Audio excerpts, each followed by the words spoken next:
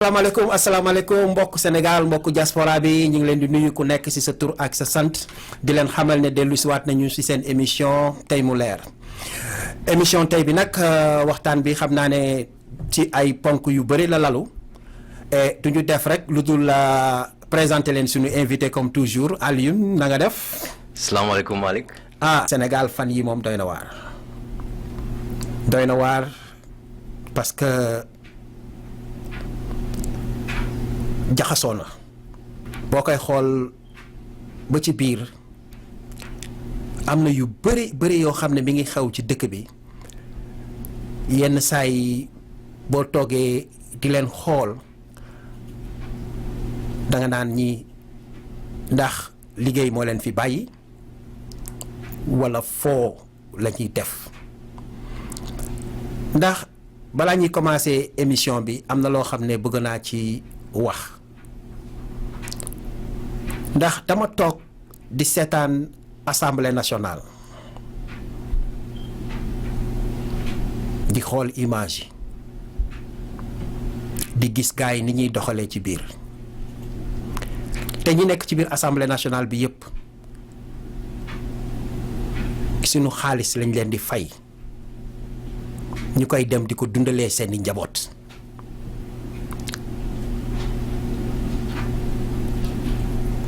nekkewuñu dara ci assemblée nationale bi lu dul di kokkalante di xastante di reetaan nit bu jugee taxaw sax jël parole pour wax au lieu ñoom ñëpp ñu jël seen attention jox ko mais da ngay gis yu ñàkk a fayda yu ñuy def ba pare nga taxaw bu weer bi deewee nga tàllal sa loxo ne Sénégal dañ la war a fay Sénégal dañ la war a jox essence Sénégal dañ la war a jox loo xam ne yow moom ngay fajoo nga fàtte ne am na ñoo xam ne ñi ngi am fu ñu tëdd xiif amuñu lu ñu lekk yow ñi lay jël xaalisu Sénégal di la ko jox pour nga défendre les populations mais defoo ci dara lu dul di foo ci biir assemblée nationale bi Alioune tey loolu dafa doon loo xam ne et ça m'a beaucoup marqué ma ne tey balaa ñuy commencer émission bi foofu lay démarrer defe naa war na doon introduction pour suñu émission tey pour que nit ñi xam seen bopp xam ne état du caaxaan te Sénégal boo koy xool ba ci biir defe naa caaxaan bëri na foofu bëri na trop foofu. Alioune ma bàyyi la kàddu bi balaa ñuy commencer suñu émission. asalaamaaleykum Malick asalaamaaleykum mbokku Sénégal asalaamaaleykum mbokku diaspora bi ñu ngi nuyu ku nekk tey jii ci turam ak santam ni ko Malick waxee tey jii semaine bii ñu génn tey jii yi xew Sénégal bëri nañu. L'Assemblée nationale n'honore pas le pays, le peuple sénégalais aujourd'hui. Il y a des comportements yoo xam ne ñu ngi koy am en public fu mu ne nii Malick yoo xam ne sunu maam yi suñu yeewoon gis ñu tey ji dinañu ruus ñu ne sunu doom yi léegi ni la ñu mel jamono bii la ñu fekkee Malick dëkk ñetti grande institution ñoo ko doy mooy kër président kër justice kër assemblée ñett yooyu ñooy ponk yi nga xam ne ñoom ñoo war a liggéeyandoo pour yore ordre bi nga xam ne moo war a daw ci biir dëkk. assemblée ñoom ñooy voté loi lépp li nga xam ne tey jii loi la ci kaw suuf si ñoom ñoo koy voté parce que ñoom ñooy représenter peuple bi Malick. comme je te l'ai dit l'autre jour waa Patte d'Oie du ñuy am envoyé waa Médina waa keneen ak keneen yónnee nit ñu ne yéenay représenté suñu ay intérêt. yéenay suñu ay doom yi nga xam ne tey jii soo leen demee dëkk néegu buur bëgg nañ ngeen waxal ñu suñu baat ñu mun ko dégg. c'est la voix du peuple pas la voix d'un parti Malick. Ce qui s'est passé hier à l'Assemblée nationale est dégoûtant. c'est dégoûtant parce que président bi nga xam ne tey jii moom la ñu fal Malick tey jii su dul loon jaaram assemblée nationale du doon président. lu doy waar si suñu dëkk yi Malick mooy que ne yow mi nga xam ne am nga yenn jaar si kaw suuf yow yaa mën a faj yenn soxla yi parce que yow yaa si jaar.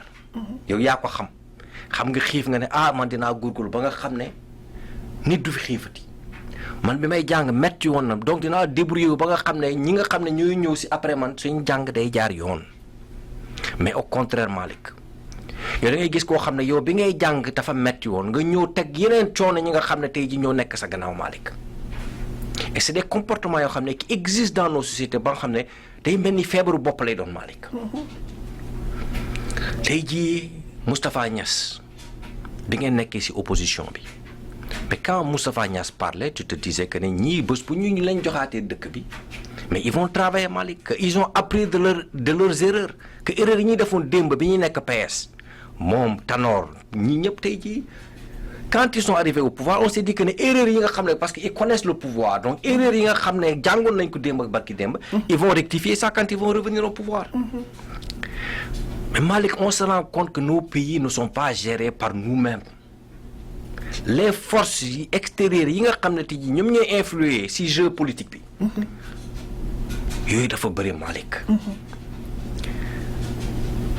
tey jii Sénégal toll na foo xam ne tey jii sunu doom yi il faut que ñun ñëpp ñu taxaw comme une voix mais comment on va gérer ce pays avec. réalité yi nga xam ne ñun ñoo la ñu am Malick tey jii te la loi bi ñuy tey jii assemblée nationale bi nga xam ne tey jii moom la ñu wax ne moom la ñu doon voté Malick sénégalais boo xam ne day jaay gerte si marché bi su ma ko expliqué lii dafay taxaw ne ma mais yéen li ngeen di wax nii amul sens Idrissa Seck wax na ko koo xam ne dafa summee ko ba pare noo koy summee Malick. day na waar. koo xam ne solul yére nga ne kooku ngay summi mais kooku c'est un contresens tu n'as pas besoin d'avoir un doctorat pour comprendre loolu Malick et ces gens-là il faut qu'ils arrêtent de se moquer de nous parce que en réalité ces gens-là ils se disent que ne ñun suñu bopp yi dafa am dara lu ci manqué nga jàng loi Malick ça veut pas dire que ne tu vas nous raconter des bêtises yoo xam ne nit mënu ko comprendre parce que boo koy xool ba ci biir dafa maykul benn sens amul benn sens boo xam ne affaire Khalifa Sall ñu dugg ci en même temps boo koy xool du début ba fi ñu toll nii gars yi niñ ko gérer dafa doon benn gestion boo xam ne gestion bu hétérogène la gestion bu doy waar la parce que leerul ci boppu kenn Alioune. dañuy tâtonner Malick mais dañuy tâtonner avec la vie des gens et c'est ce qui est dangereux. barki de moo Njaay ñu ngi fi jooy li xew Libye parce que doomu aadama la ñu tuumaal Malick ñun tey jii justice sénégalaise c'est devenu une injustice li xew Sénégal tey jii Malick c'est aberrant te ñun nag yi ñuy seetaan yoo xam ne nit du ko seetaan barki de moo Njaay lañ fi taxaw ne Abdoulaye Wade lu muy teg Macky Sall du yoon. ñu xeex ba Abdoulaye Wade jóge fi ñu teg fi Macky Sall. Macky Sall bi ñu ko fi indee tey jii Malick c'est pour qu'il amène mu nettoyer dëkk bi c'est ce qu'il nous avait promis qu'il va venir nettoyer les institutions du pays teg fi des institutions stables yoo xam ne tey jii quel que soit l'individu bi ngi gérer Sénégal Malick. di nga ko mun gérer ci yoon ak ci dëkk. tey jii lépp lu ñuy gis Malick tey jii ci biir dëkk bi. foo la fen la sàcc la rambaaj la dëkk nag soo ji yooyu liy judd Malick du rafet moom parce que Aline ce que je vais te dire man li ma gën a jaaxal ci le cas de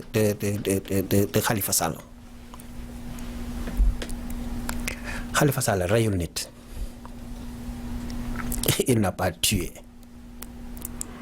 Khalifa Sall booy xool li mu liggéey Sénégal bëri na Khalifa Sall su may lim ay circonstances atténuantes yi nga xam ne am na ko Alioune ci biir Dakar bëri na ñoom nag yàgg nañ ko xeex mais fan laa mënul d'accord ak justice su Sénégal nit jël na et puis il faut qu'on le dise parce que dañ koy wax ay nit ay taalibe enterré leen vivant ñu jóge ci ñàkk seen bakkan ci kaw ndigalam ana nit kooku tey mi ngi ci tali bi nekk ci lu ko neex mais Khalifa Sall reyul nit Khalifa Sall reyul nit il n'a pas tué te Khalifa Sall li ñu koy jiiñ du lenn loo xam ne lu leer la parce que jusqu'à présent ñi nga xam ne ñoo ko gérer muy justice du Sénégal ak l'état du Sénégal en quelque sorte mooy palais de la République benn nanguwuñ ko juger nanguwuñ wax clairement kii lu mu def mais ay sos rek ngay dégg te démb boo xoolee ni assemblée nationale bi déroulé nga xam ne ñii c'est pour des raisons politiques li ñu jël Khalifa Sall arrêté ko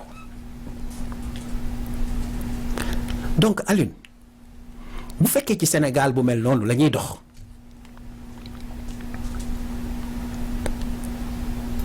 dana jur ay conséquences yoo xam ne xëj na du ñu xam au juste fa mu jëm.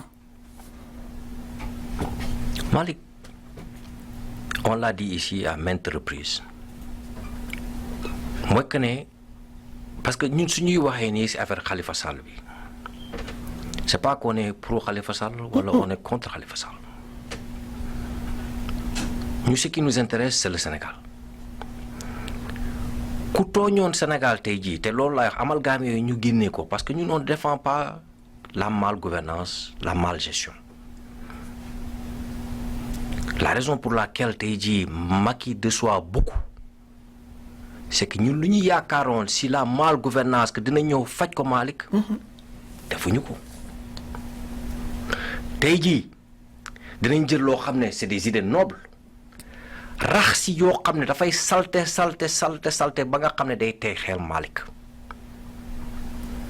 ñun on ne dit pas de ne pas poursuivre les gens qui volent les deniers publics képp koo xam ne laal nga alalu réew mi Malick duñ la war a topp mais loolu mooy que ne c'est équitable ñun ñëpp muy sénégalais ba mu munti nekk ku def infraction ñu topp la sur les mêmes lois sur les mêmes règles kumba am ndey nag kumba amul ndey Malick ñun duñ ko seetaan si biir Sénégal parce que Alioune doguma la parce que xam nga boo gisee sax parfois on a l'intention dafay mel ni dañuy jël di défendre Khalifa Sall dañuy revenir un peu en arrière on prend l'exemple de Karim Wade ñu tous on disait que Karim Wade coupable moi je number one je disais coupable dañ ko tëj dañ ko def lii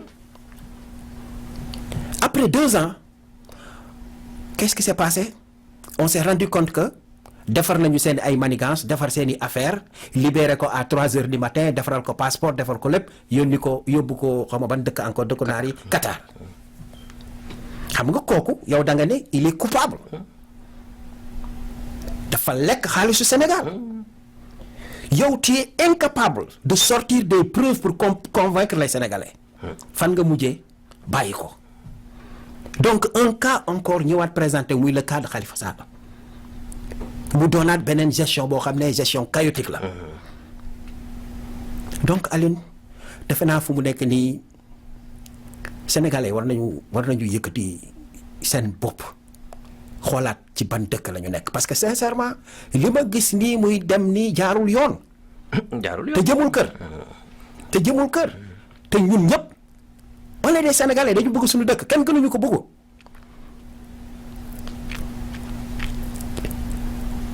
doy na waar quoi sincèrement cas bi nga xam ne ñu ngi koy gérer le cas Khalifa Sall gars yi war nañ ci jóg def lu gaaw ñi xam if il est coupable ou pas mais yi ñuy def nii yëpp ay affaire la pour gëlëmal sénégalais yi ou sinon loo xam ne dañ koy def pour seen intérêt personnel meaning like comme xam nañ ne moom moo fi taxaw pour mun a jalgati ki fi ne ñu jël ko di ko sonal te nag lu dul dëgg du yàgg Alioune je te donne la parole.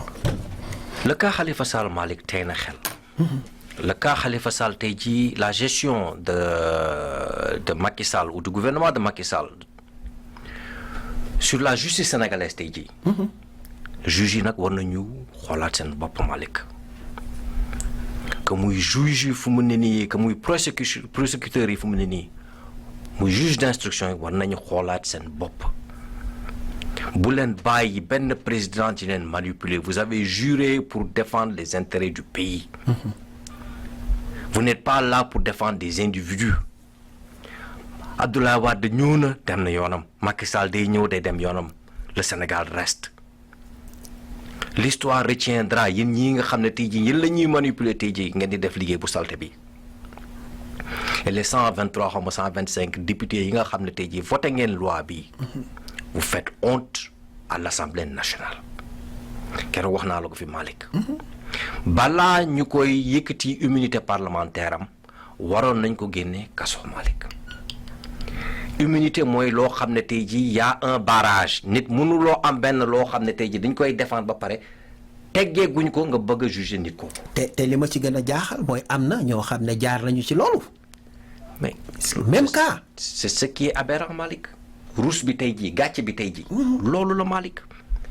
que ne des gens yoo xam ne tey jii on a instrumentalisé l'Assemblée nationale pour yàq sa liggéey ba nga xam ne yow tey jii pendant 3 ans tuumaal nañ la Malick. kooku instrumentaliser les institutions du pays pour topp beneen opposant politique Malick kooku rafetul ci nit. Même quand tu gagnes il faut gagner avec l'honneur Malick ñun honneur la fu mu ne nii moom la gars yi bafoué ci Sénégal. tey jii gars yi faaletuñu dara. Il faut gagner quels que soient les moyens qu'on utilise Malick. Gagner avec la tricherie ça du ngor Malick du ngor. tey jii qu'il juge Khalifa Sall dans les plus courts délais les plus courts délais nag laa wax fu mu ne nii Malick immunité parlementaire am yëkkati nañ ko nañu teg cas bi ci justice. ñu xam exactement ce qu'on lui reproche. Malick tout ce que j'ai lu pour l'instant tout ce que j'ai lu c'est des pratiques yoo xam ne tey jii ça fait plus de 30 ans au Sénégal que ce sont les mêmes pratiques dans la mairie de Dakar. Ce qu'on aurait dû faire mooy dee baaraam yi ne ko tooñ nga ñu yëkkati ne ko pratiques yi nañ ko fi jëlee. simple. ñu jël représentation yi nga xam ne parce que on peut pas parce que lii tey jii Macky et son gouvernement ñu ngi def erreur yu grave fu mu ne nii. C'est vrai qu'on a une population qui n'est pas très éduquée parce que 75% de la population xëy na comprendre lu ñu jeu bi. Et dans les 25% yi nga xam ne xaw nañ jàng tuuti peut-être que 20% yi sont assez dupes boole nañ leen système bi jënd nañ leen d'une façon ou d'une autre. Donc li nga xam ne ñoo waroon taxaw tey jii wax du ñu waxati.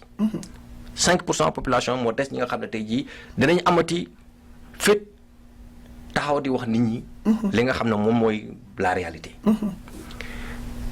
Et les populations quand on parle dans une langue étrangère comme le français peut-être que ne information bu baax bi su nekkoon ne jotoon nañ ko peut-être qu'ils peuvent avoir un point de vue boo xam ne d'une façon ou d'une autre. Mais tel n'est pas le cas aujourd'hui Malick. Donc affaire Khalifa Sall bi ça montre à nu la faiblesse de nos institutions. Parce que comme je te dis ñetti kër ñoo yore gouvernement benn kër nag mënul téye yàq dëkk bi mooy la présidence de la République est trop forte. loxoom a ngi fépp.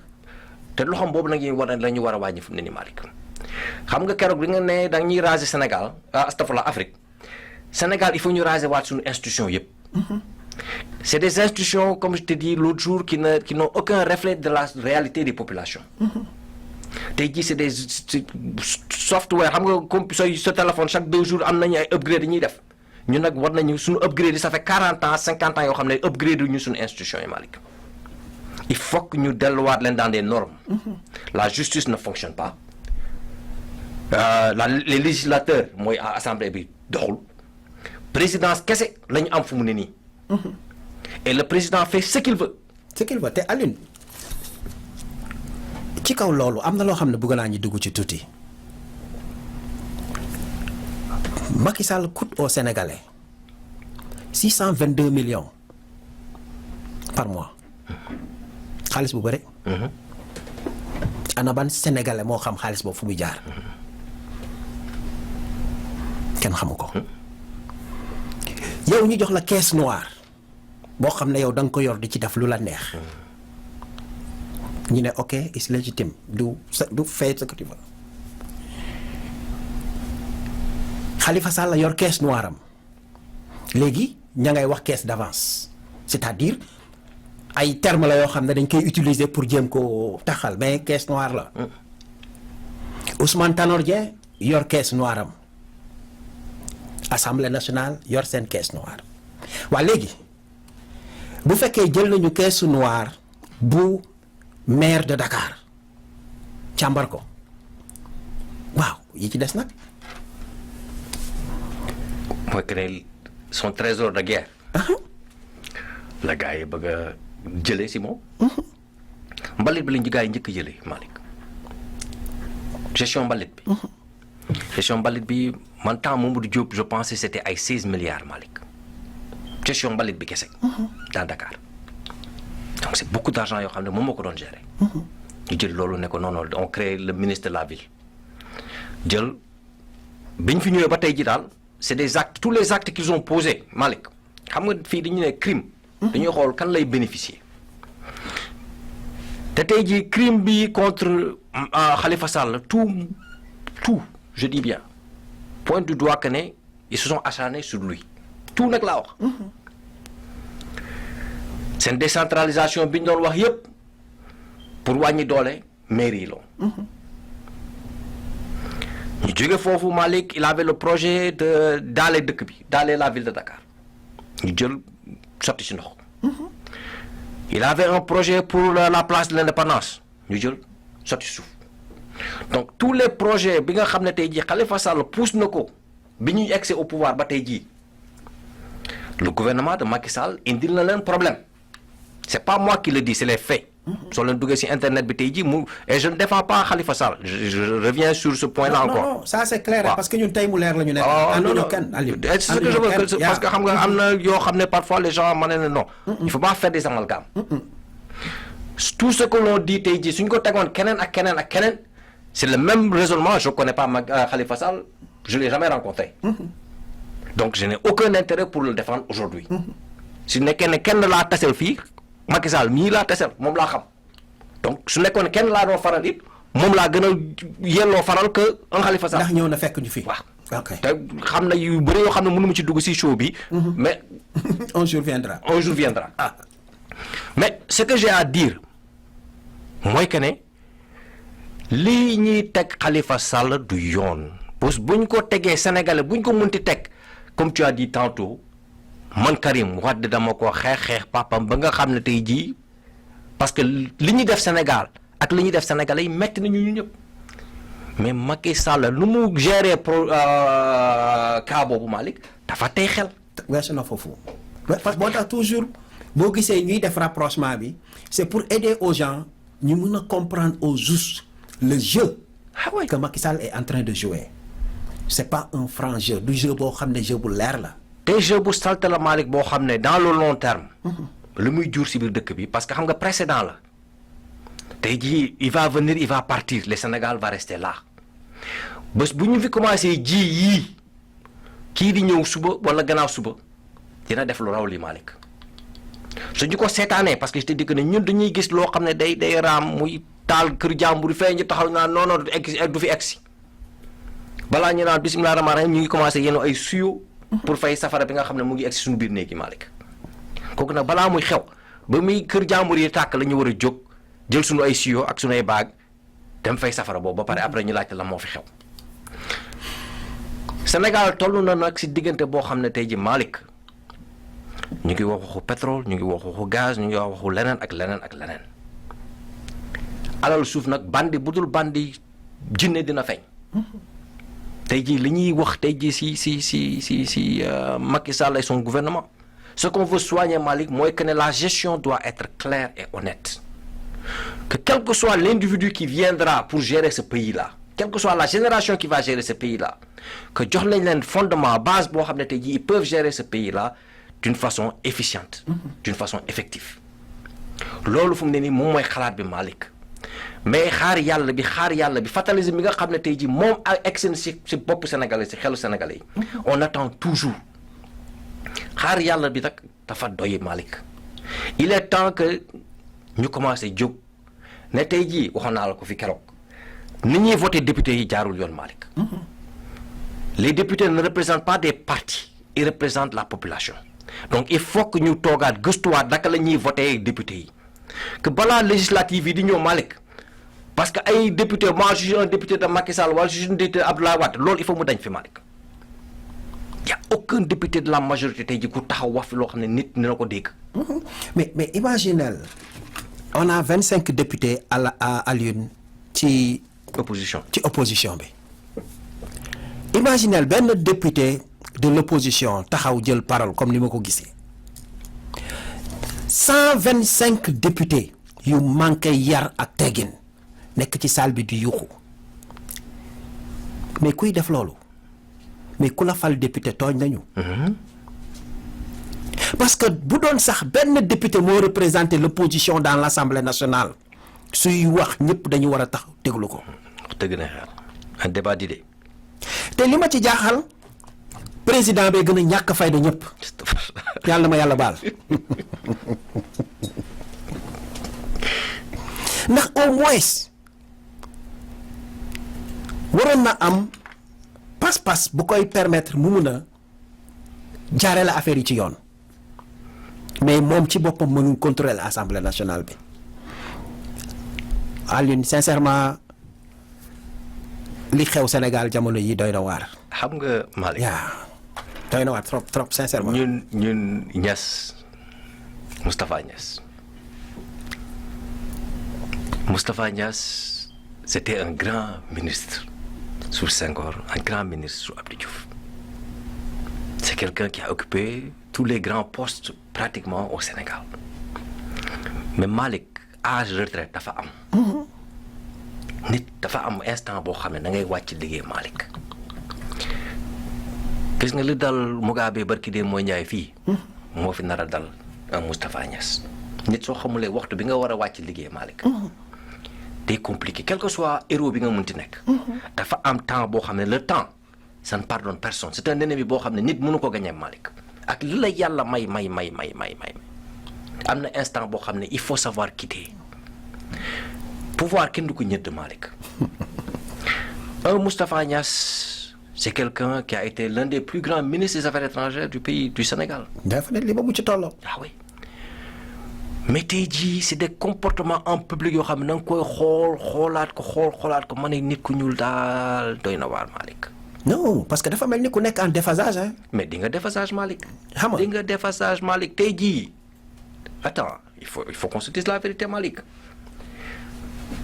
À presque 80 ans ou plus de 80 ans, qu'est-ce que tu as à faire jusqu'à présent dans la gestion de la cité Malick institution bu toll ni Assemblée nationale même suñu la gars yi jëloon ne la kaay nga ne non tu sors par la grande porte nga ne waaw man sama waxtu ritaay man tey jii jot na xaaral ma jël kurus bi jege jàkk yi di jàngale je ne dis même pas que nga bàyyi mais que tu as un autre rôle à jouer mais lu tax ñuy dem ba en fin de compte Malick di taxaw si kanam tey ne leen tudd yenn tudd yi mooy que ne dañuy dem ba dépasser seen temps Malick. dañuy dem ba en fin de compte fi nga xam ne foofu la ñu waroon taxaw duñ fa taxaw et ça n'honore pas leurs enfants soo leen amee seen baay yi ba ñu toll fii yéen tamit doom yi vous avez un rôle à jouer vous avez le rôle de leur dire que ne tey jii lii c'est pas son travail. du lii mooy seen liggéey fu mu ne nii. ci yoon seen doom yi fu mu ne nii mais intérêt adduna yi te adduna Malick comme on dit toujours lépp fi lañ koy bàyyi. fi lañ koy bàyyi parce que da ngay nekk foofu Aline di dund doo enjoy life bi xam nga sa temps wu retraite jot na maintenant dafa mel ni reverse la quoi comme xale bu ndaw. mais xale ngay doon bu nekk ci biir ay adulte. mais xale ngay doon Malick. non mais mag am na instant boo xam ne Malick. adduna cercle la. xale ngay commencer si xale ngay mujjee mais yenn xale yi parce que duñ ko gis parce que duñ ko feeñal doo nekk en public. donc moo tax yenn sutura yi te yenn sutura yi il faut qu'on se dise la vérité Malick dans nos sociétés fu mu ne nii y a une démission totale c'est-à-dire que la réalité est en déphasage avec les gens. ñun avant soo nekkee yenn mag yi am na yoo xam ne dañ lay sol yenn yére yi wala ñu aar la yenn muur la parce que li ngay wax it il faut que ni nga xam ne ñoom ñoo lay jege it ñu bañ la jox micro ngay wax yenn wax yi. mais tey jii un Moustapha Niasse son rôle ce n'est pas d'être président de l'Assemblée nationale du Sénégal. ci yoon waaw donc yu bëri tey jii waroon nañ ko génn et ça je l'ai dit à maintes reprises que muy moom. muy Tanor wala ñeneen fu mu ne nii. war nañu abale Malick. leur temps est passé. leur temps fu mu ne nii. seen waxtu jeex naa. ci yoon li ñu waroon liggéeyal dëkk bi. luñ ko deful ba tey jii Malick duñ ko defati. lu ñu mënoon démb ak barki démb tey jii am na yaa 10 20 30 40 plus Sénégalais yoo xam ne mën nañu def liggéey bu gën boobu tey jii. nañu jël loolu commencer tourner la page Malick mais. si affaire Khalifa Sall bi parce qu'il faut qu'on close ce truc là moi tout ce que je demande à la population sénégalaise mooy que nekk nañuy def pression sur tous les organes muy kër sëriñ yi muy keneen ak keneen fu mu ne nii que ñu yóbbu ko court lui donner son jour 8 mois comme tu as dit de prison pour le maire de la capitale Malick il n'a pas tué 2 mois au maximum waroon nañu teg cas bi juge ko wax nit ñi lan la def. au plus tard 2 mois su nekkee ne amuñu preuve yi nga xam ne tey jii doy na pour ñu mun ko juger pendant 2 mois Malick qu'il le laisse libre mais tey jii saltal nañu tey ñun sénégalais dinaa ci waxaat ci beneen sujet. dañuy ne sàccee rek ñu topp si gannaaw Malick jël sunu ay xeer ak sunu ay butéel dóor la ba ngay dee.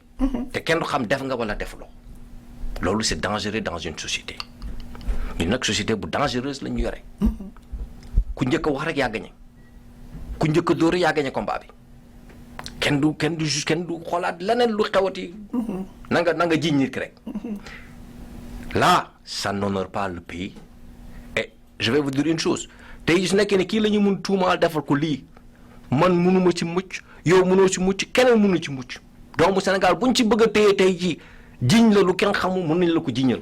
non parce que li xew Sénégal léegi pour ñu jéem ko résumer génn ci wax ji mooy ku waxul oui Macky xamal ne yaa ngi ci problème. ah apparemment. donc ce qui veut dire que li ñu bëgg mooy mu nekk dëkk boo xam ne ñëpp oui Macky la ñuy wax bu ñu xëy suba teel naan oui Macky bu ñuy añi ne oui Macky bu ñuy tëddi ne oui Macky Macky ma lay xamal ne nekkuñu ci dictatorship. Sénégal démocratie la wax te démocratie nag mooy na nga bàyyi nit ñi ñu libre te nga jël sa ay ennemis déglu leen te indi leen sa côté ñu jege la pour nga mën a xool yow comment ngay gérer sa société ndax ñi la jege waxuñu la dëgg kon donc foofu la ñuy clôturer le dossier Khalifa Sall pour le moment. mais n'empêche que dinañ ci ñëwaat parce que lu dul yoon moom. duñ ci noppi Alioune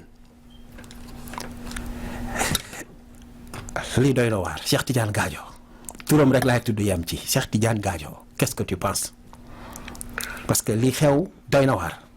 Malick keroog je t'ai dit que ne adduna bi ñuy nekk fu mu ne nii c'est un monde en changement en mutation. tubaab bi yàgg nañu ci adduna bi nga xam ne ñoom rek ñoo doon foo. foowekaay ñoom rek ñoo ko yore woon donc personne d'autre ne jouait sur le jeu géopolitique tey jii nag il y a de nouveaux acteurs. La Chine est l'un de ces grands acteurs aujourd'hui Malick. Cheikh Tidiane Gadio la semaine qui sort et ça m'a fait très mal de voir que tout Sénégalais de beaucoup il y a beaucoup qui ont dit l'opposé aussi mais il y a beaucoup de Sénégalais yoo xam ne nee nañu sàccee rek ñoom ñëpp ñu jël ay xeer topp ci gannaaw te ñun dafay mel ni Malick parfois que ne ñun on attend que le malheur dal suñu benn doom moi parfois j'ai l'impression que ne y a une certaine jalousie bi nga xam ne tey jii ça existe suñu xol yi ba nga xam ne suñu nan nee tey jii Malick mu ngi problème waaye kii fii la nekkoon di jaay nit ñi lii leneen ak leneen te pourtant c'est des gens yoo xam ne yaa ngi doon tas ak ñoom fii si mbedd bi mais tu ne savais pas que ne genre sentiment yooyu ñu ngi si ñoom Malick. yéen tey jii su nekkee ne nee nañu benn doomu Sénégal téye nañ ko Malick mais ngeen dal ba xam exactement qu'est-ce qu'il a fait li américains yi jiiñ ko tey jii Malick muy lobbying mais y a pas un peuple sur terre boo xam ne lobbying dafa légal Amérique fii dafa légal lobbying moom mooy am sa xaalis défendre des intérêts jël ay politiciens jënd leen pour ñu voter wala ay juges pour ñu voter li nga xam ne moom la arrangé Malick ça c'est légal ici aux États-Unis pétrole tchadien yi mais ñi si gën a bëri ñi koy gérer tey jii Malick c'est des Américains l'autre jour je t'ai dit que ne pétrole boobu l'état tchadien amul accès à cet argent là. Trust fund mooy xaalis boo xam ne dafa mu war a dugg benn compte foofu la ñuy gérer xaalis bi Malick tey jii ñoom ak débit parce que débit wax naa la ko fi keroog. bi mu génnee fii juin nee naa leen dinañ ko jugal man yaakaar naa ne instant bi rey nañ ko déjà. ni ñuy fexalee Kadhafi noonu lañ ko nar a indilee ay problème te ñun na comme on est des gens yoo xam ne Malick. ni ñuy def ba Kadhafi dem yoonam yàqal ñu lu dul jeex. fii la ñuy seetaanati débit ñu rey ko fii indil ñu fi ay coow yoo xam ne nit du xam. lu ñuy wax lan la. ñun nañ ñu sosal doomu Afrique nañ ko sosal rek. ñun africains ñoo ñoo njëkk jóg pour kii parce que Aline li ma gën a jaaxal ci mbiru Cheikh Tidiane Gadio parce que Gadio kenn du wax ne Gadio il n'est pas intelligent Gadio il est très intelligent ndax déglu naa ko ci ay conférences xam nga fu muy défendre le panafricanisme et everything mais man ci côté boobu laa am lu ma jaaxal quoi ak intelligence. ak panafricanisme bi nga xam ne Gadio mu ngi ko doon woote ça a été une surprise de voir Gadio se mêler dans une situation pareille que mu def wala deful. Malick le monde fonctionne d'une certaine façon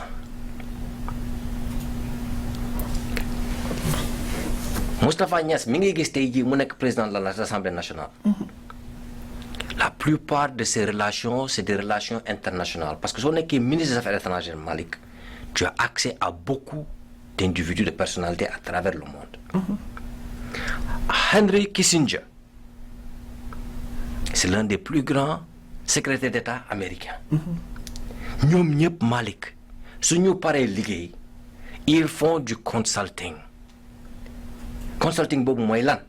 mooy chef d'état yi nga xam ne xam tase woon nga ak ñoom comment tu peux influencer yenn marché yi wala yenn relation yi loolu mooy seen liggéey après Malick am na yu bëri yoo xam ne mënuma ci dugg si trop de détails parce que adduna noonu la adduna bindee Cheikh Tidiane Gadio ce qu'il a fait ça rentre dans l'ordre normal de li nga xam ne un ministre des affaires étrangères boo xam ne mës nga déggee ak ay doomu aadama que tu peux influencer dans certains marchés. soo ko defee on te paye ta commission.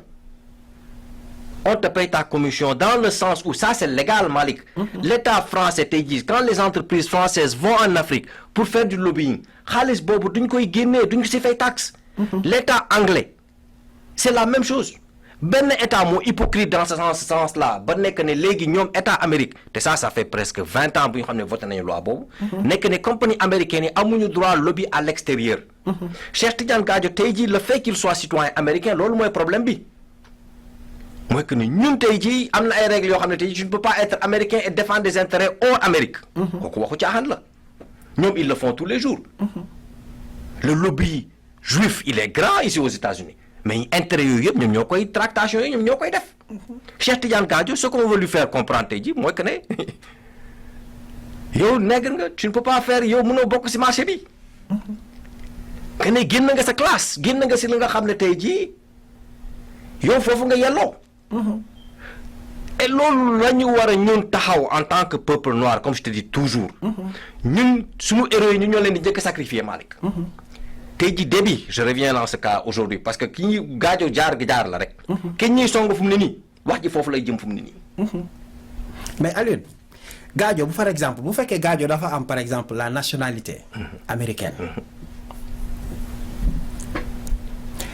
est-ce que buñ ko xoolee dans un cadre légal cela veut dire que les Sénégalaises doivent se soucier peu de la situation de Gadio parce que je vois mal personnellement le fait que Gadio mës a nekk un ministre sénégalais ba pare am citizen américain foofu nga defe ne xawul jaxasoo tuuti. non loolu Malick c'est un autre débat. mais ñun tey jii adduna bi ñu fekkee Malick. tu as au moins entre 3 et 5 millions de Sénégalais yoo xam ne ñu ngi ci àll bi. donc on ne peut pas ñun ñi nga xam ne yàgg nañu àll bi Malick on peut pas nous dire que on n'est pas sénégalais c'est pas possible. on a des droits on a des devoirs cela ne veut pas dire que on peut pas gérer on peut pas faire partie de la gestion du pays c'est pas possible. donc ça c'est pas des amalgames parce que jamono boobu la ñu fekkee ñun. donc doomu sénégalais yi nga xam ne tey jii suñu doom yi jógee juddoo fii tey jii ils peuvent servir le Sénégal Malick. donc il faut pas que ñu indi débat ivoirité bi wala genre débat yoo xam ne day tëj yenn affaire yi. moi c'est pas ça le problème. le problème que j'ai Malick comme tu as dit tantôt fi nga démarré sax foofu laa commencé mooy que ne c'est un ministre sénégalais. il y a aucune déclaration officielle de l'État du Sénégal Malick. il y a aucune déclaration officielle je dis bien. Est-ce un hasard que l'ambassadeur des États-Unis ait rencontré le président Macky Sall la veille bi ñu koy téye qu'est-ce qu'il a parce que information bi instant boobu l'ambassadeur jot na information bi ba pare. xam nga fu mu ne nii Malick suñu deal ak tubaab yi il faut que ñu yeesi africains yi. parce que amalgame yi yeeg jaxasoo bi jugal taxaw fii géopolitique dafa salte Malick géopolitique affaire alal. dafa salte seytaane mu ngi toujours ci bopp koñ bi di xaar rek. affaire xaalis affaire nguur affaire doole fu mu dugg rek il faut nga téye Malick. la situation actuellement en Afrique il y a beaucoup de choses parce que foofu mooy terrain de combat bi fu mu ne nii parce que ñun ñoo on contrôle presque 60% alal bi nekk ci kaw suuf ci sunu suuf la nekk 60% je dis bien terre arable yi nga xam ne tey jii suuf yi nga xam ne dese na béy ci sunu dëkk yi la des tey jii Malick donc combat yu bëri yi ngeen di gis ci 15-20 ans yi nga xam ne ñu ngi ñëw da nga gis yu bëri qui vont prendre beaucoup de forme nag en Afrique. population yi nag suñu leen yeewulee ci yooyu Malick fu mu ne nii. ñun ba léegi xale lañu suñu gis-gis àdduna. dafa jeune dafa naïf. on a une vision très jeune de la vision àdduna nu muy tegoo ak nu muy doxee.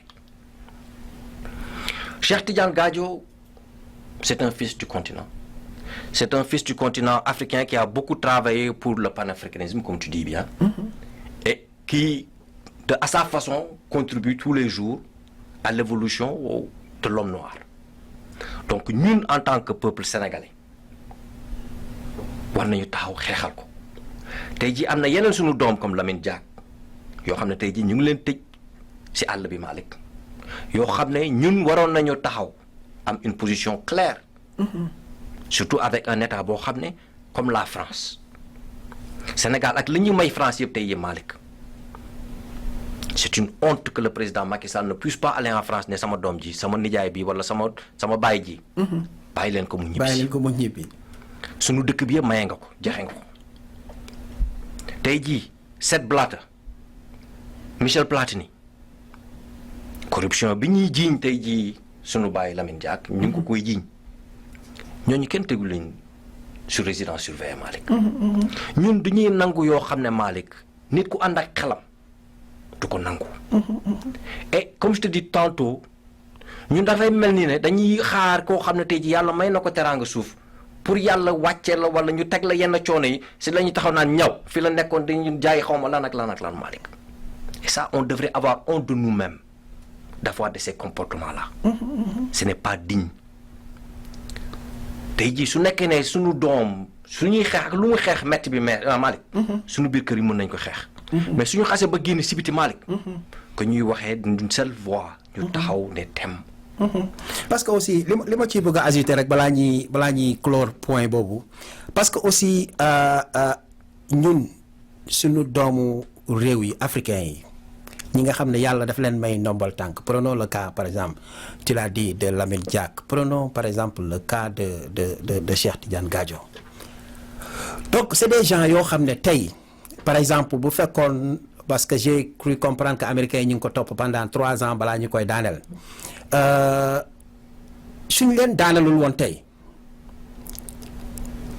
àddina bi duñu xam nit ñi am nañu dara dañuy continuer ci la ñu newoon di ko def te boo koy xool ba ci biir day doon loo xam ne pour seen bopp la parce que seen institution privée la ñu créé dem di régler ay xaalis yu taxaw pour seen bopp mais du loo xam ne luy dellu ci population bi.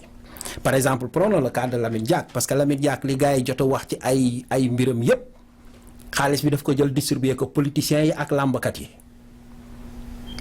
tu vois donc doo ci gis kenn koo xam ne par exemple dina toog mu ne man kat sama dëkk war naa mun a ñëw créer ay institutions yoo xam ne par exemple tey ça va aller au développement même de ce pays xam nga bu ko defee sax africains yi gis ci seen bopp. mais bu deal bi tojul rek en général kenn du xam ne gars yi am nañ dara foofu daal laa xaw a am benn genre nuance peut-être di nga ma ko mën a leeralal tuuti. Malick. xam nga dëkk nu muy doxee dafa doy waar. tey jii su ma demee soo jënd kër Amérique. ñu tax ñu lay indi si benn gox ñu ne la tey jii dama bëgg nga jënd sa kër sama gox bi xam nga soo jëndee kër si benn gox. sooy jënd essence si gox boobu nga koy jëndee sooy jënd suukar wala leneen ak leneen si côté boobu nga koy jëndee. impact bu développement nit am xam nga je te dis toujours que ne pour défendre il faut qu'on défende nos intérêts propres d'abord. tey jii su nekkee ne am nga benn milliardaire prenons le cas de milliardaire éthiopien bi ñuy tëj tey jii Arabie Saoudite. On dit que 5% de l'économie éthiopienne. Il représente 5% de l'économie éthiopienne moom kese benn nit. benn milliardaire kese. xam nga si téere bi Malick su ñu naan na nga yéene nit ki jàmm nit ki su amee jàmm ak lu mu metti dërëmam ak ñaar dërëmam dina ko mayee si wóotu koñ bi dina ko mayee si ay nit ñoo xam ne ni ñuy nekk si te ñooñu lu ñuy jënd si biir koñ si koñ bi Malick. d'une façon même indirecte ça a un impact sur l'économie sénégalaise. Mais ñun tey jii Malick si on avait par exemple un Gorgui on a 10 wala 20 Gorgui xam nga ñaata lay am impact ci économie sénégalaise tey jii. C'est l'exemple que je mets parce que par exemple ce que Gorgui Dieng par exemple est en train de faire au Sénégal. ak lu mu tuuti. Par exemple on ne voit pas par exemple un Gadio avant qu'on l'arrête faire des trucs comme ça pour participer même au développement du Sénégal. Il le fait. Mais d'une façon boo xam ne parce que quand tu crées un mouvement de pensée ça coûte de l'argent Malick. parce que nga jël ay nit am institut boo xam ne day xalaat. kooku da ngay fay ay nit. nit ñaa ngi xalaat ils produisent des idées. il a un institut Gadio. donc c'est des gens qui produisent des idées. donc loolu il faut que ñu jox ko cër xam nga c'est que tout le monde ne peut pas être. un produit koo xam ne day nekk businessman wala day maye wala day def lii wala day def leneen. chacun d'entre nous a sa façon de contribuer. chacun d'entre nous nag moi ce que je veux que maintenant balaa ñuy wax sax waxu yooyu. balaa ñuy indi sax débat yooyu. que na doom si ñibbi si ba pare ñu toog danaa la suñuy xeex nañu xeex suñu biir mais su nekkee ne y a un facteur étranger boo xam ne xas na ba dugg rek Malick. il faut qu'on ait un cri nationaliste. que ñun ñu nekk un bouclier boo xam ne tey jii parce que tey jii Malick un débit dugg na problème wax naa la ko fi keroog ñu taxaw ne tem xeex ne ko l'Afrique est derrière toi quel que soit débit li nga xam ne tey jii d'accord ñu ak li mu defoon démb ak barki démb c'est pas ça le problème. nit ku nekk koo xam ne yàlla créé na la rek Malick am na ay défauts yoo xam ne yàlla def na ko ci yow commençant par yow par man on est nul d'entre nous n'est parfait. chacun d'entre nous am na dara loo xam ne yaa ngi koy def loo xam ne jub na ak loo xam ne mën nga ko improve wala mën nga si améliorer. donc quand on parle de yenn kii c'est pas défendre des gens yoo xam ne par exemple quand je défends kii nu mu waa ji tudd Kagame. c'est pas que ne Kagame n'est pas de défaut. il y a beaucoup de choses yoo xam ne tey jii ñu ngi koy def yoo xam ne jaarul yoon Malick. mais dans l'essentiel si jikko yi nga xam ne tey jii dans l'essentiel. nit ki wane na jikko yooyu il faut nga supporter ko si jikko yooyu d'abord. Definitely. Donc foofu laay waxee fu mu ne nii. Donc tey jii un Lamine Diack qui a eu à faire des erreurs wala que ses enfants aient eu à faire des erreurs cela importe peu Malick. Cela importe peu. C'est pas là l'argument actuellement. tey jii su nekkee ne on laisse un Michel Platini muy taxawaalu Malick wala un Sepp Blatter ñu koy bàyyi muy taxawaalu Malick on n'a pas le droit de mettre Lamine Diack en prison qu'on dise prison la. Parce que xaalisam bi tey jii ce que les Français disent mooy que ne balaa nga koy dem jaayi Sénégal fi nga koy jaayee. day na waar. fi nga koy jaayee Malick. Donc parce que tey jii mu ngi dund mu ngi fay mu ngi def xaalisam boobu mu ngi koy jaay foofu. Donc ñun tey jii ce que je demande aux Africains mooy suñuy xeex nañu bàyyi ba ñibbi suñu kër yi ñu xeex. Mais suñu nekkee nii en public Malick qu'on ait une seule voix. Que ñu bàyyi africain bu nekk ci coono. ñu jël kooku parce que loolu laa doon wax keroog nous on dévalue la vie des Africains. jaay bi ñuy wax tey jii esclave bi ñuy jaay tey jii. Que ñu tëj un Gadio dans ces conditions c'est un esclave qu'on vend mooy que ne yow bokkuloo tu n'es pas au même niveau que ne un Henry Kissinger wala yow tu n'es pas au même niveau que un Michel Platini yéen yemul leen donc ça Malick il faut que qu'on le comprenne aussi et que ñu bàyyi suñuy sosal suñu doom yi ñun ñu taxaw les premiers à lancer les pierres ñu mu nekk ñun loolu nañ ko moytu. Definitely léegi dama ne woon sax damay clore le cas de Gadio mais au fil ñu ci wax xam nga rek l'appétit vient en mangeant parce que y a une question là qui me brûle les lèvres quoi parce que Gadio dafa nekk par exemple c'est des gens yoo xam ne boofu ay multinationales la ñu fu leen neex la ñuy dem implanter seen business def seeni transaction Pat Alioune lan la nit ñi war a mën a jàngat ci kaawu Gadio quand je dis nit ñi waxuma des personnes comme man ak yow parce que tollooguñu foofu xëy na mais ñi nga xam ne ñi ngi def ay deal international similaire ak li nga xam ne moom la Gadio doon def ba gars yi arrêté ko et j'en suis sûr que y a beaucoup de Sénégalais beaucoup d'Africains en veilleuse yu nekk ci boobu mouvance mais kenn du leen xam fa la ñuy lijjantee seen àddina fa la ñuy lijjantee lépp nit yooyu tey buñ leen doon conseiller ban conseil lañ leen di jox pour ñu éviter li dal Gadio dal leen. Malick adduna fu ñuy xeexee fu mu ne nii c'est être des hommes comme tout le monde qu'on puisse vivre à égalité avec tout le monde Malick. On ne peut pas avoir des lois pour tubaab et des lois pour des nègres loolu la ñu war a njëkk a xeex Malick lu ñu war a taxaw tey jii xeex mooy l'injustice que un Gadio tey jii le message que je t'ai donné l'autre jour bi ñuy teg te Libyens yi tey dugal wane ko CNN ma ne la l'effet psychologique bi ñuy def tey jii mooy que ne tey jii africain bu nekk fu munti nekk dégg nga wax ji doo dellu si waat Libye lu wër yàlla xam nga loolu wër na le message qu'ils envoient actuellement pour yow ak man ak keneen mooy que ne da ngeen war a xam seen bopp ligue bi du seen ligue kii ce n'est pas votre ligue yéen yem leen seen place xam leen seen place xam leen seen bopp Malick suñu bopp nag mooy xam nga lan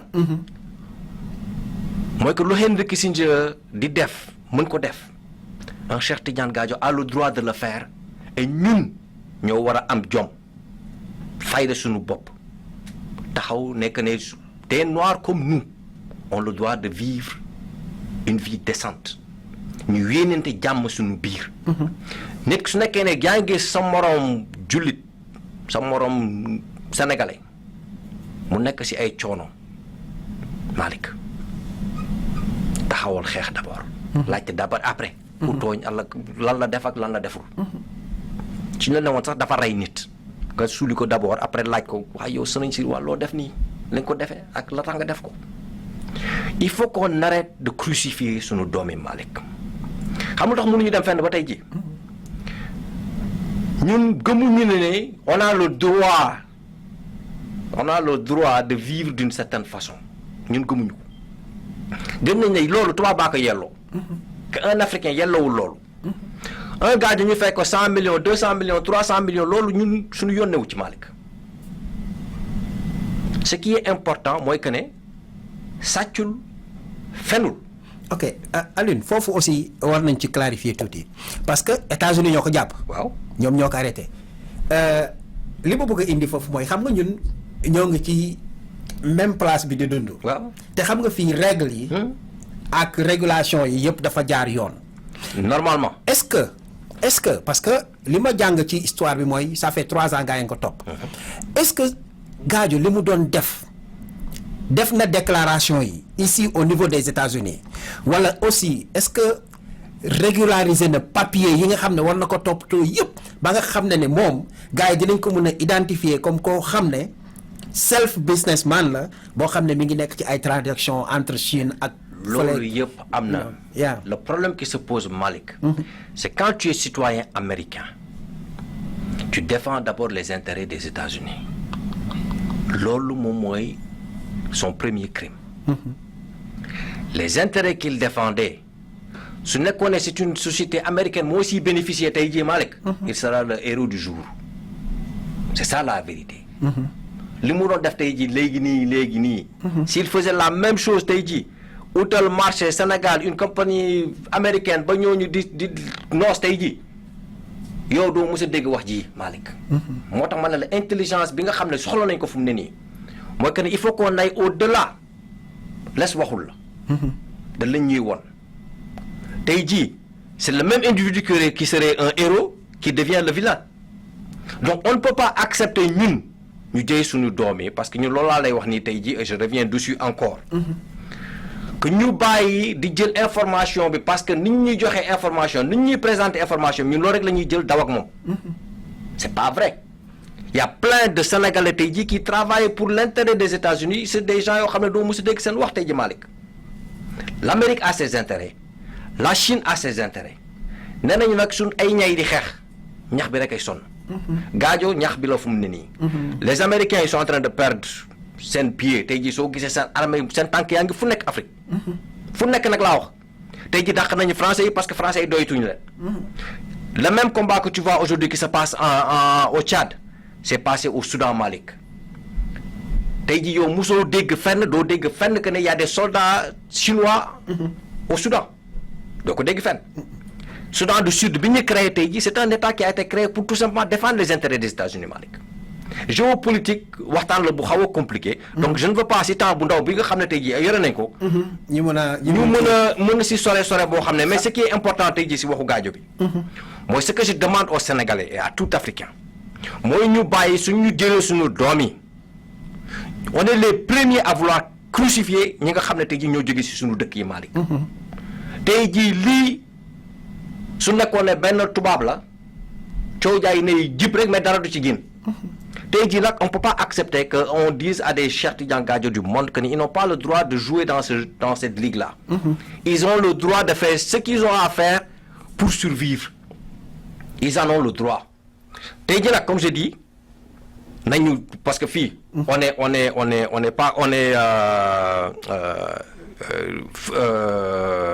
Tu es libre ba ñu mun le prouver que ne tu es guilty. Donc actuellement. buñ ko condamné. La justice américaine elle est indépendante. Elle va faire son jeu. en tout cas mel ni bu Sénégal. ah non fii moom bi am na non mais kooku mooy état mooy état mooy xam ne moom laay wax nii. que ne jiiñ lañ la mais dañ la jox ton jour. en justice. dina am ay avocat nag dinañ xaalisam dinañ ko lekk. c'est certain. mais dinañ ko teg ci yoon. dinañ ko jaarale fi mu war a jaar. et on va la vérité va surgir. yaa en tout cas ñu ngi koy ñaanal yàlla génne ko ci situation bi comme ni nga ko waxee parce que buñ ci waxtaan nii sax di ci dem ba ci biir c'est pour rek éclairer nit ñi ñu mën a comprendre au jour qu'est-ce qui s'est passé mais ak nu mu munti demee doomu Sénégal la doomu Afrique la yàlla na ko yàlla suturaal yàlla na ko yàlla dimbali ba nga xam ne lii nga xam ne natt bu tegu ci kawam la yàlla teggil ko ci nu mu gën a seddee. amiin.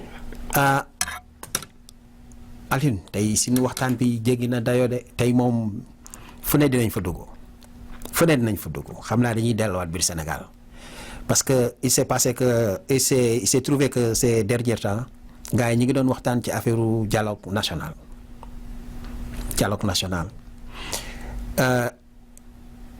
te boo koy xool ba ci biir dañuy wax dialogue national rek waaye dialogue amul quoi xawma qu'est-ce que tu en penses de cette situation. Malick dialogue mooy ay nit ñoo xam ne dañuy génnee seen ay loxo wane seen loxo waxtaan ci dëgg. ñu xëcc fii pousse fee ñu trouver un terrain d'entente boo xam ne nit ñëpp mën nañ ko d'accord. ce qui est écœurant au Sénégal Malick ñi nga xam ne tey ji ñoo yore nguur gi ñoom ñoo nekkoon démb di kaas ne mag Abdoulaye Wade day jalgati carte yi day def lii day def lay et c'est les mêmes opposants aujourd'hui ñi nga xam ne démb ak bërki démb Ndiaye ñoom ñoo nekkoon au pouvoir ñoom ñoo jël carte yëpp yàq ko Malick xam nga cette classe politique sénégalaise là Malick su nekkee ne waxtaan wax dëgg ci rek la ñoom ñëpp la ñu war a dàq parce que c'est tous et vous m'excusez c'est tous des incapables bi ñu jëlee indépendance ba tey ji Malick des hommes honnêtes intègres ñëw tegu ci kaw dëkk bi ne lii dañu ko liggéey malheureusement on n'en a pas encore eu Malick dialogue national mooy nit ñoo xam ne toog nañu ne dañuy waxtaan Malick ñu jël loi teg ko ci dëkk bi comme muy Alioune Samb muy Malick Sall muy keneen ak keneen Malick mais loi bi ñu tegoon démb ak barki démb loi boobu mooy dox Trump dina fi jaar jóge fi dem yoonam Obama jaar fi jóge fi dem yoonam Malick mais les institutions de la République restent si yoon. mais dëkk boo xam ne ku ñëw jéem a sàcc lu la arrangé.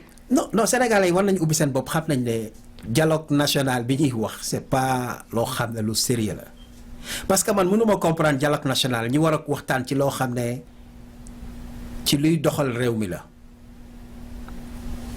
bu nit waxee ba pare gars yi tàccu folklore bi jàppal bàyyil c'est xaw ma daal naka lañ ko mën a définir bat dama leen di wax arrêtez il faut arrêter bu fekkee da ngeen di nelaw yéen dafa mel ni yëgu leen ne ñu ngi ci 20e siècle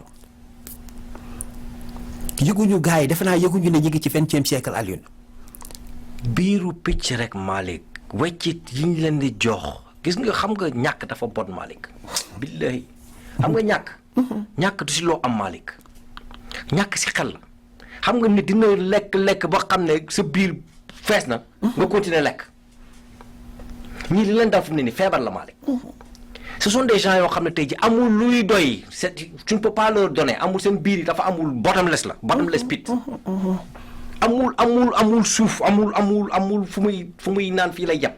non c'est pour cela moi je profite pour lancer un appel aux Sénégalais bu fekkee yéen da ngeen bëgg a situation yi changer da ngeen gëm benn affaire fii ba Sénégal di am leader boo xam ne par exemple mooy mën a doxal mbir yi ci niñ ko bëggee ku ci nekk ci ñun na jàppee ni boppam moom opposant la y a plus de parti d'opposant parce que c'est des partis éphémères c'est des partis yoo xam ne c'est dans l'abstraction kenn faalewu leen kenn yëgu leen kenn dégluwu leen parce que mënoo nekk ci dëkk bu tuuti comme Sénégal ngeen am ci lu toll plus de 30 partis politiques yoo xam ne ñëpp dañu ne ay opposants lañu mais opposant mais yéen ñëpp benn yoon ngeen di xeex benn yoon ngeen jëm di mois mais pourquoi pas ngeen mën a croiser rek doon benn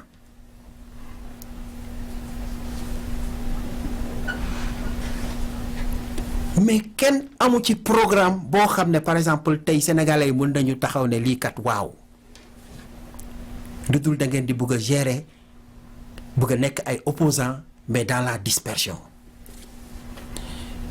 kooku xale bu ndaw sax bu nekk école primaire soo ko interroger ci situation bu demee noonu mu ne la lii mënul nekk il faut ngeen delloo ci seen xel yi soo leen ko mënul Sénégalais yi à partir de maintenant nañu comprendre ne ñoom ñooy parti opposition bi te li leen di nekkaloo carte parti opposition mooy seen biir carte yi nga xam ne moom la ñuy utiliser pour dem voter ci boo xoolee ne lii dëgg la votel boo xoolee ne lii du dëgg bul voter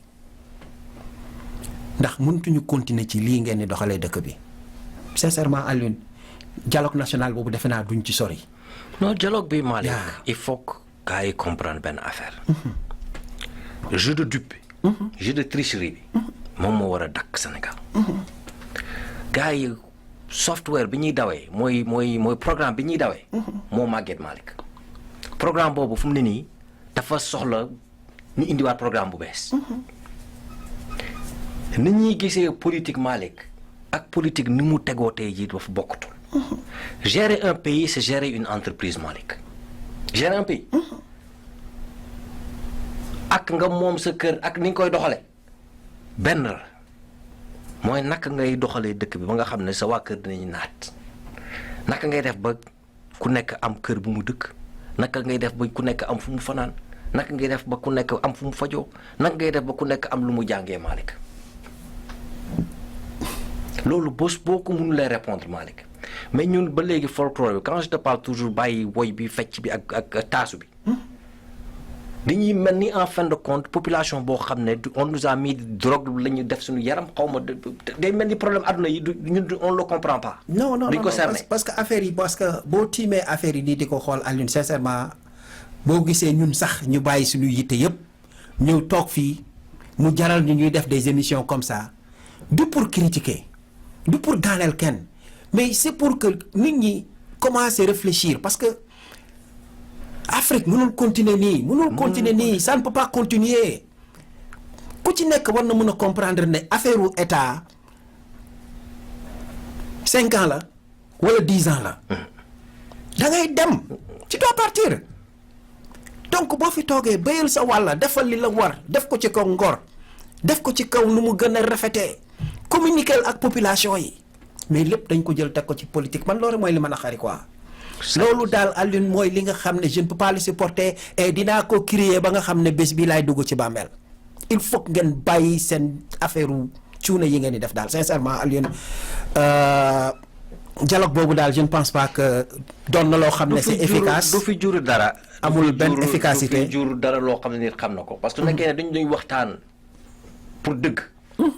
mais du seen waxtaan bi yëpp tey jii Malick xam nga ay gars yoo xam ne démb ñoom ñoo fi nekkoon tey jii. yàq dëkk bi yëpp foowee dëkk bi yëpp jël fi alal boo xam ne kenn xamul nu mu toll caaxaane ko ñooñu tey jii su nekkee ne ñoom ñoo leader opposition bi à part ay xale yu ndaw comme Ousmane Sonko ak yooyu ñooñu on les félicite. mais Sénégalais yi fu mu ne nii supporter leen ñi nga xam ne ñu ngi wone ay jikku gor ba bés bu ñu la xam ne gis nañ si leneen ñu teggi ndomb. mais tant que daal gis ngeen koo xam ne il montre am na potentiel nañu jàpp si ñooñu fu mu ne nii Malick. mais il faut que la société civile mooy li ñuy def nii ñeneen ak ñeneen taxaw pousser les populations bàyyi jël 5000 $10 000 10 000 francs yi ngeen di jël. alal bi du alalu Macky Sall moomul alal bi. waate ko. mais dialogue national bi qu'on apaise quand même que des gens s'asseyent sur une table ñu toog waxtaan Malick duñ fi jur dara loo xam ne xam na ko. parce que affaire politique la comme tu dis ku fi toogati suba indil ñu yenn problème mais la classe politique sénégalaise si boppam la ñu soxla nettoyage. parce que liñ fay wax yëpp du leen loo xam ne lu ñuy retenir la gis nga buñ ci pare nañ ci. pare nañ ci. xaw ma ku leen koy digal mais bu ñu ko defee ba pare nañ ci. donc Alioune je pense que pour clôturer notre émission di leen fàttali ko ne yaa ngeen seen émission tey mu leer parce que tey moom situation yi dafa doy waar moo tax on a préféré être un peu calme discuter xam nga dans la progression ne serait-ce que pour mu doon benn affaire boo xam ne boof dina jëriñee parce que Sénégal boof lu yomba defar la lu yomba defar la mais lépp dafa commencé ci kaw bu fekkee ci kaw baax na rek. communication bi baax rek nit ñi dégg la nga leen wax leen loo xam ne lu leer la un programme bien déterminé gars yi dañ ciy ànd ak yow jàppale la mais bu fekkee nag lépp dafa lëndëm seen kanam dañ koy bàyyi ak yow te buñ ko bàyyi ak yow doo dem fenn c'est ça le problème du Sénégal il faut qu'on se dise la vérité pour mu dëkk bi mën a dem waaye Alioune ci fan yi nag moom am na yeneen yoo xam ne boof il faut que ñuy wax ci avec tout le respect qu'on leur doit mais am na yoo xam ne boof doy na waar parce que ces derniers temps dégg nañu ay déclaration yoo xam ne par exemple les chefs religieux def nañ ko xam nga te religion ak politique dafa àndul il faut gars yi xamee ko noonu dafa àndul parce que man taalibe la sama rak taalibe la mais mën nañu bokk benn tarixa waaye du ñu bokk fa ñu far ci wàllu politique kon man mi nga xam ne seen njiit la moo bu may avancer rek war naa am fu ma ko teg parce que yow bu ñu la jëlee teg la chef religieux waroo def lenn loo xam ne sa taalibe war na ko mun a toog déglu ko am ci lu ko naxari wala am lu ko metti parce que njaaxaanaay nga war a tëddee te ñëpp nga war a mbuuf ndax am na yoo xam ne sax balaa ngay def déclaration boo xam ne déclaration publique la di ko wax ñëpp di la dégg war nga mën a woo ka ngay waxal wax ko ci suuf wax ko ci sutura te wax ci bañ a jëb kaw parce que bu jëbee kaw rek dana doon ay interprétation ko bien que intention bi nga ko jëlee du intention bu bon mais dana doon loo xam ne déggin bi dana xaw a doy waar ci ñenn ñi parce que foofu boo koy xool rek ñaari nit féewaloo nañu te ñoo bokk ndey ak baay Aline foofu laa bëggoon ñu dugg ci parce que boofu li xew mooy sëriñ si biir Sénégal tarixa yi biir Sénégal mu ñu dugalee seen bopp ci politique bi doy na waar. Malick wax nga wax ci yëpp nit su nekkee da nga uuf njaboot nga amay doom ku ci ëpp barke ak ku ci gën a néewle barke doo mën différencier Malick parlu dafa amul si benn niveau jiit kilifa loolu la Malick soo amoon ñaari jabar sax ñoom mënuñu xam sax ku la gënal si jabar yi Malick kooku mooy jiit Sénégal nag comme je te dis tantôt nos institutions ñu ngi ñàkk doole nànk-nànk kër sëriñ yi nag muy Touba muy Tiwaawoon muy Njaasaan muy Yoof muy feneen muy Medina Gunaas muy feneen ak feneen Malick ñu ngi ñaan kër diine yi ñu génnee au moins si nga xam ne ñoom ñooy jiit si xalif généraux yeeg yooyu nañu génn si waxu politique bi ils doivent être au-dessus de la mêlée bés bu coono ñëwoon Sénégal tey jii Malick ñoom ñooy mën a àtte su nekkee ne wane nga ne sa aawo jaal gënal sa ñaareel bi Malick problème dikk na parce que mënatuloo fa wax lenn loo xam ne nit dina la dégluti te fu mu ne nii nag il est temps que les gens se ressaisissent Malick su nekkee ne paa yi dem nañu ba nekk nañu ay mag lañu am na yoo xam ne fu mu ne nii peut-être que mun maîtriser tuñu ko seen doom yi nga xam ne wala seen sët yi nga xam ne ñoo nekk ci seen suuf Malick nañu bàyyi politiciens yi di wéet ak ñoom di leen def loo yoo xam ne jaarul yoon Sénégal sutura bi ñu yàlla may tey jii et au passage je salue l'église catholique parce que à chaque fois que ne situation sociale bi yéeg na ils ont un comportement responsable du ñuy wax comme jiit taxaw ne lii baaxul ci dëkk bi te lii lu muy yàq ci dëkk bi dans le long terme moo gën a bon que lu muy defar ni nag su na yàlla defee nga doon jiit c'est prévenir mieux que guérir la situation adduna bi ñu fekkee tey jii Malick avec l'information ça bouge très rapidement am na yoo xam ne tey jii peut-être que ça dépasse pas yi mais seen doom yi fu mu ne nii nañ leen di aar ci yenn déclaration publique yi donc on fait un appel à toutes ces autorités religieuses société su nekkee ne yow la yàlla teg nga nekk ci kaw société bi il faut que tu sortes ci yëfu adduna yëfu suuf nga génn ci Malick lu la gars yi toppee tey jii mooy que ne nga won leen yàlla te loolu comme ni nga wax yow yaa uuf ñëpp nga fi nekkal tey jii même kër gi tey jii comme di nga wax am na ñoo xam ne tey jii fii la ñuy far ñee fee la ñuy far wax ji nag luy indi la dans la communauté muy defar moo gën wax joo xam ne day xaaj day yàq kooku nañ ko moytu Sénégal nag ba léegi sutura yàlla baa ngi fay daw mais il faut que ñu aar yenn yi parce que am na yoo xam ne tey jii ça va créer des frustrations yoo xam ne lu muy jur suba gannaaw suba Malick du doon lu baax ci dëkk bi donc foofu daal laa gis ne foofu loolu laay tëjee it que yàlla suturaal ñu ko ne yenn comportement yi chef religieux yi bàyyi ko ñu ngi ñaan it population bi quel que soit alpha que qu'on mesure réaction yi nga xam ne ñu ngi koy am par rapport à ces chefs religieux là. am na yar ak teggin boo xam ne war nañ ko delloowaat yore ko suñu biir. que ñu mun wax loo xam ne jubóowuñu si nanguwuñu ko. mais waxee ko ak yar ak teggin. aduna nag ñu ñëppay juum. ku mindeef bi yàlla créé rek di nga juum. il faut rectifier le tir quand on fait des erreurs qu'on change. qu'on rectifie le tir mais bañ a rëy bañ a xoolee aduna neneen. que ñun ñëpp dañuy juum. wax nag dafa gaaw. interprétation dafa gaaw. su nekkee ne ñu ñëw juum si wax ñu ngi jégalu. mais on pense que ne fu mu ne nii il est temps. que dans le jeu politique peut-être que talibé yu ndaw yi wala sëriñ yu ndaw yi ils peuvent faire ce qu'ils veulent mais au haut niveau de l'échelon. que yenn déclaration publique yàlla dimbali ñu nag ñu bàyyi yooyu. fu mu ne nii ay ànd nga fi ak Abdou Diouf wala àndoon nga fi ak Abdoulaye Wade ànd nga fi tey ji ak Macky Sall su yàggee talibé yi nañ taxaw na commencé ne am na luy tee xel. parce que maandu rek la ñu war a def. aussi encore lenn aussi remarque la bu ma def quoi parce que ñi nga xam ne ñoo féetoo politique bi ñoom dañuy bàyyi ba nga xam ne y a des grands événements religieux yu am Sénégal ñu bëgg ñu defaral leen benn réception officielle loolu lu ñu war a arrêter la. dañ ko war a arrêter parce que bu ñu dem Makka di aji wala di umra foofu xàmmeewuñu président xàmmeewuñu béykat ñëppay kaalawu malaan bu weex di wër kaaba gi ak sa daraja lu mu rëy ça importe peu kenn faalewu la donc ñoom en général boo koy xool influence bi yëpp foofu lay jógee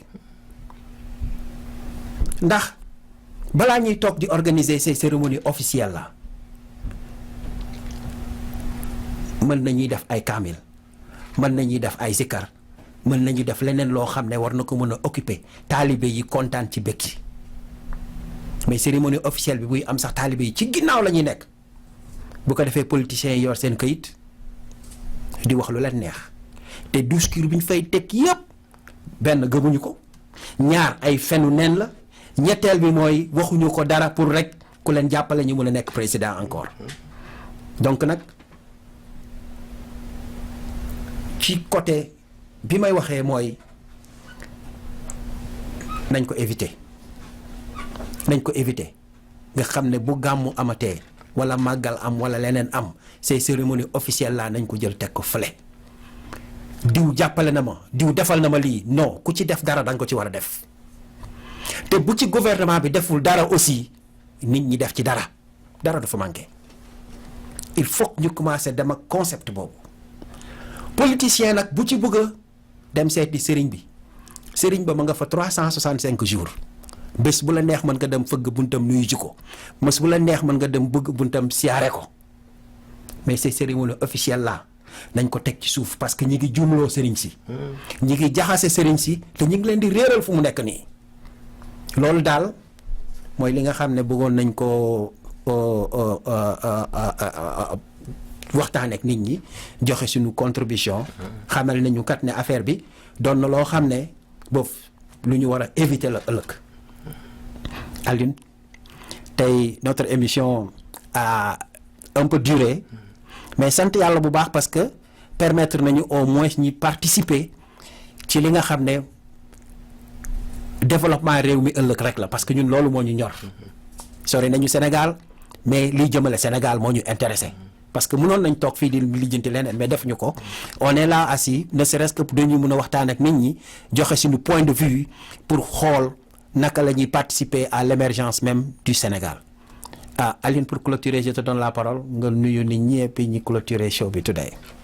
Malick ñu ngi nuyuwaat nit ñi rek di ziaraat ñëpp comme tu l'as dit ñun lu ñu tax a jóg rek mooy waxtaan sottante xalaat qu'on amène notre contribution dans le marché des idées su nekkee ne juum nañu ngeen indi waxtaan bi ñu régler ko mais ñun ce qui nous intéresse mooy que le débat continue que le débat des idées continue et c'est notre petite contribution à l'évolution du pays ñu ngi nuyu ñëpp nag ku nekk si sa tur ak sa sant wasalaam. C'était votre émission tey mu leer kon bokk gars yi ji leen di jox daje la semaine prochaine incha allah bu neexee yàlla même heure pareille heure à 4 heures tous les dimanches te di leen xamal ne nag tey mu leer suun dana commencer dem en direct bu ko defee gars yi ngeen di mën a call di participer di joxe seen point de vue fii nag malaan la boo xam ne boofu waxtaan la rek comme des amis comme des frères yoo xam ne ñu ngi seen biir kër toog di waxtaan c'est uniquement ça waxtaan la boo xam ne dañ koy jëlee ci biir kër gi génnee ko ci mbedd bi yóbbee ko ci pënc ba pour nit ñi mën a am loo xam ne dana leen jëriñ pour ñu mën a épanouir foofu la ñuy tëjee suñu émission di leen jox dox daje semaine prochaine merci beaucoup.